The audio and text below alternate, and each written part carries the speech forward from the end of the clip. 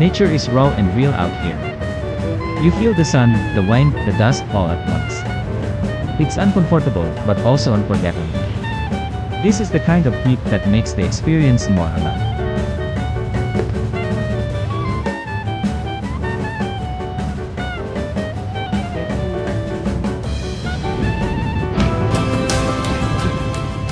Hinga mo na. Hinihintay mo na yung iba.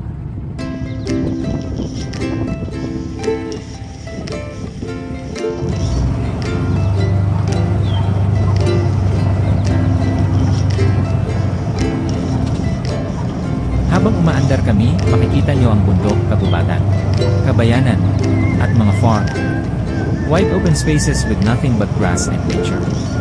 May mga malalaking bato, may sapa, at may bridge pa na dinaanan namin. Sa unahan, kita ang ibang liig, parang convoy kami. The road is raw and dusty, with barbed wire fences along the way. Minsan humihinto kami kasi may mga dumadaan na sasakyan. May mga locals na kumakaway, nakakatuwa. Oh. Nanti magkasama. Tigil, magkasama.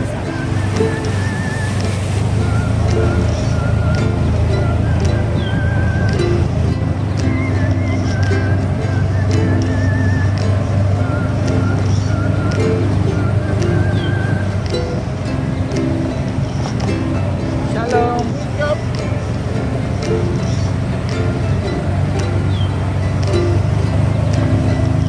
Napakainit ng panahon, sobrang init, parang ramdam mo na talaga ang epekto ng climate change. Maalinsangan, parang nasa gitna ka ng disyerto, pero somehow, bumabawi ang preskong hangin habang umaandar ka. Habang binabaybay namin ang raw road, kita mo ang alikabok na parang usok ng adventure. Sa kabila ng init, ang saya pa rin, lahat ng sakay, tuloy ang kwentuhan, tawanan, at pagkamangha sa Pwede paligid. kasi kuha. Kaya sir, kung naman talaga sa office. Oo, yun talaga yun.